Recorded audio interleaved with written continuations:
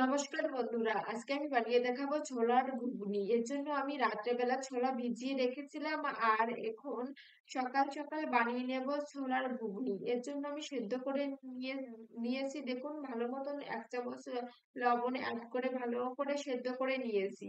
আর এদিকে দুটো আলু ডুমো ডুমো করে কেটে নিয়েছি আর একটা মশলা বানিয়ে নেব। এর জন্য পেঁয়াজ, রসুন, আদা, ধনে, জিরে, কাঁচা লঙ্কা নিয়ে নিয়েছি পরিমাণ মতো, নিয়ে মিক্সার বলে পেস্ট করে নেব।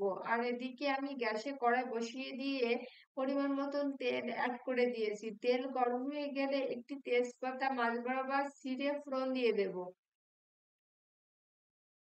দেখুন, তেজপাতা ফোড়ন দিয়ে দিয়েছি। এখন এই তেলের ভিতর লবণ হলুদ অ্যাড করে দেব। এভাবে যদি তেলের ভিতর লবণ হলুদ অ্যাড করে দিয়ে আলুগুলো ভাজেন তাহলে তেল ছিটকে আসে না। এজন্য আমি এইভাবে বেশিরভাগ সময় আলু ভেজে থাকি। আপনারা ট্রাই করে দেখতে পারেন, এতে করে তেল ছিটকে আসে না। আমি আলুগুলো দিয়ে দিয়েছি, এখন লাল লাল করে ভেজে নিয়েছি। লাল লাল করে ভেজে নিয়ে আমি এর ভিতর অ্যাড করে দিলাম পেস্ট করে রাখা মশলা। পেস্ট করে রেখেছিলাম আদা, রসুন পেস্ট, কয়েকটা কাঁচা লঙ্কা, ধনে, জিরে, পরিমাণ মতন কাঁচা লঙ্কা দিয়ে আমি একটা মশলা বানিয়ে রেখেছিলাম, সেই মশলাটা অ্যাড করে দিয়েছি। দিয়ে ভালো করে আমি কষিয়ে নেব।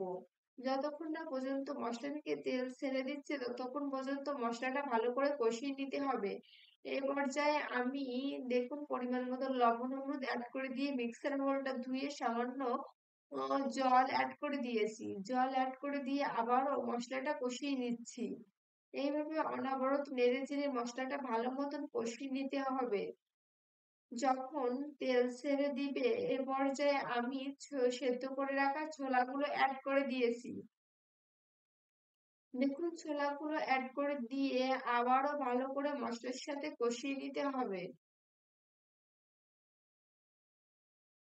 এইভাবে মশলার সাথে ভালো করে কষিয়ে নিয়ে আমি পরিমাণ মতন জল অ্যাড করে দেব। দেখুন, মশলার সাথে আমার ছোলাগুলো ভালো করে কষানো হয়ে গিয়েছে। এখন পরিমাণ মতন জল অ্যাড করে দিয়েছি। জল অ্যাড করে দিয়ে এ পর্যায়ে ঢাকনা দিয়ে ঢেকে রান্না করে নেব। এই ছোলার ঘুগনিটা রুটির সাথে খেতে ভীষণ মজা লাগে। বাড়িতে একবার ট্রাই করে দেখতে পারেন। আর আমার এই রেসিপিটি যদি আপনাদের ভালো লেগে থাকে তাহলে বন্ধুদের সাথে অবশ্যই শেয়ার করবেন। দেখুন কতটা ঝোল শুকিয়ে গিয়েছে, আমি ঢাকনা দিয়ে ঢেকে জাল করে নিয়েছি। এ পর্যায়ে লাস্টে একটু গরম মশলা গুঁড়ো অ্যাড করে দিতে হবে। গরম মশলা গুঁড়ো অ্যাড করে দিয়ে নামিয়ে নিলেই তৈরি হয়ে যাবে ছোলার ঘুগনি। ছোলার এই ঘুগনিটি খেতে ভীষণই মজা লাগে। বাড়িতে অবশ্যই একবার ট্রাই করে দেখবেন। রুটির সাথে গরম গরম খেতে ভীষণ টেস্টি লাগে। দেখুন, আমি নামিয়ে নিয়েছি, দেখতে কত সুন্দর হয়েছে, খেতে কিন্তু ভীষণই মজা ছিল।